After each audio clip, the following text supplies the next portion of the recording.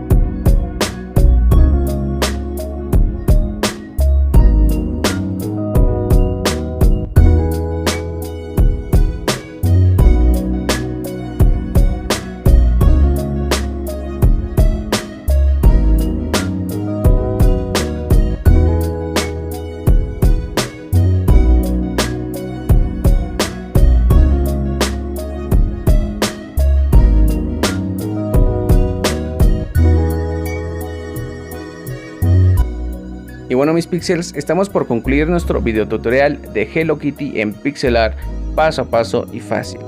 Sin más que decir, los invito a que se suscriban, le den like, compartan y dejen un comentario, ya que de esa manera me estarán apoyando muchísimo. Sin más que decir, los invito a ver mis otros videos. Chao.